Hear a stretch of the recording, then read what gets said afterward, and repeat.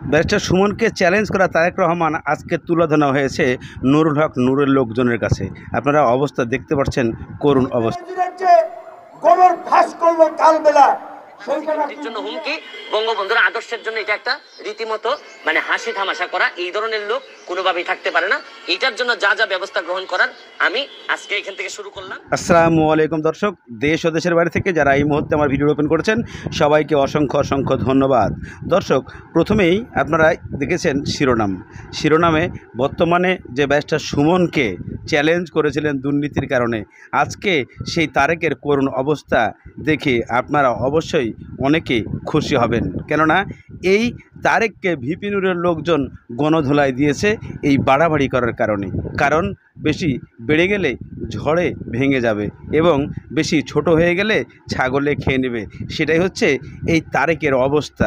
Barrister সুমনকে পাঙ্গা দিতে গিয়ে নুরুর লোকজনের কাছে ঘাড়া নিয়ে খেয়ে আজকে চিতা উঠে গেছে তার।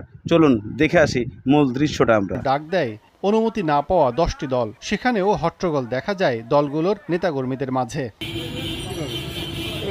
সংবাদ সম্মেলন শেষে দুপুর 1:30টার দিকে যুগ্ম সদস্য সচিব তারেক রহমান সহ অন্যান্য কর্মীরা গণ অধিকার পরিষদের কেন্দ্রীয় কার্যালয় পল্টনের প্রীতম জামান টাওয়ারে যায়। সেখান থেকে বাসার উদ্দেশ্যে তারেক রহমান অপর এক সহযোগীকে নিয়ে বিল্ডিংয়ের গ্যারেজে মোটরসাইকেল নিতে গেলে সেখানে মারধর করে নূরের খালাতো ভাই ও বডিগার্ড সাইফুল সহ কয়েকজন। সংবাদ সম্মেলন শেষ করে আমরা দুপুর 1:30টার দিকে প্রেস ক্লাব থেকে জামান টাওয়ারে আসি। বিকাল 4:30-5টার দিকে আমাদের তারেক রহমান সাহেব বললেন, আমি একটু ক্লান্ত, আমি বাসায় যেতে চাই। তখন আমরা বললাম যে ঠিক আছে, আপনি যেহেতু সকালেই বের হয়েছেন, অনেক ক্লান্ত, আপনি চলে যান। সে তখন যুব অধিকার পরিষদের দপ্তর সম্পাদক ইমরান আল নাজির, তাকে নিয়ে সেই 15 তলা থেকে নিচে নেমে আসে। নিচে নামার পরে আমাদের বিল্ডিংয়ের যে মেইন গেট, আপনারা জানেন জামান টাওয়ারের আন্ডারগ্রাউন্ডে হচ্ছে গ্যারেজ। এদিকে আপনারা সেই দৃশ্যটা দেখে এসেছেন এবং এই নিউজটা ফুল আপনারা দেখেছেন। এদিকে সামনে ব্যারিস্টার সুমনের কিছু মন্তব্য আপনাদেরকে শুনতে হবে। তার আগে আপনাদেরকে আমি কঠিনভাবে একটু বুঝাই যে মানুষ যদি বেশি বড় হয়ে যায়, বেশি বুঝতে শেখে, তাহলে তার শাস্তি এভাবেই হওয়াটা উচিত। কেননা যে মানুষ কখনোই কাউকে মাপজুক করে কথা বলার চেষ্টা করে না। ব্যারিস্টার সুমন কোথায় আর এই তারেক কোথায়? সেই 2 টাকা তারেক ব্যারিস্টার সুমনকে চ্যালেঞ্জ করে। আল্লাহ তাআলা নিজ চোখে প্রমাণ করে দেখিয়েছে যে একজন সৎ মানুষকে খারাপ মন্তব্য করলে, খারাপ কথা করলে অন্যজন দিয়ে তাকে শাসন করায়। তাই ব্যারিস্টার সুমনের পক্ষ হয়ে নুরুল হক নূর ওনার লোকজন দিয়ে ইচ্ছামতো ক্যালিয়ে দিছে। এই ক্যালানোর কারণেই সে আজকে অসহায় হয়ে পড়েছে। চলুন এই ব্যাপারে ব্যারিস্টার সুমনের কিছু মন্তব্য আমাদেরকে শুনতে হবে। ব্যারিস্টার সুমনকে দেখা মাত্র জায়গার মধ্যে কিভাবে দেখছেন?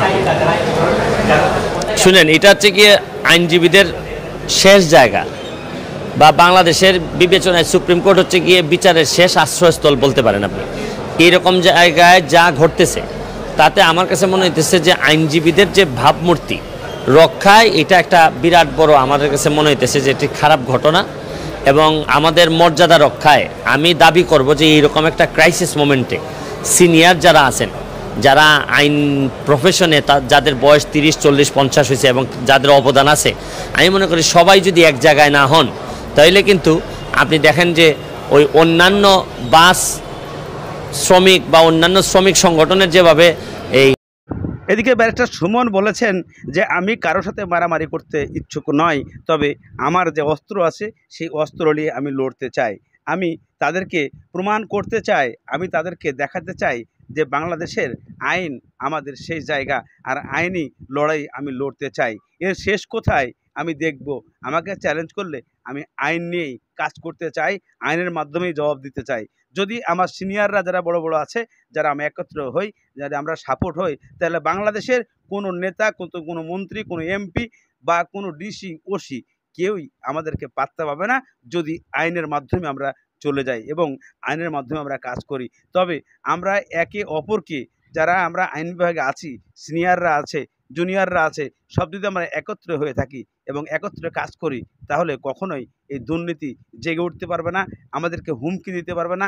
আমরা সঠিকভাবে কাজ করে যাব, এটাই সবচাইতে আমার বড় চিন্তাধারা এবং এভাবেই আমি কাজ করতে ইচ্ছুক। এবং আমার এলাকা যে বর্তমানে আমি কাজ করি সেগুলো হচ্ছে এলাকার জন্য করছি, কিন্তু আমাকে হুমকি ধুমকি দিলে আমি ছাড় দেবো না আইনের মাধ্যমে।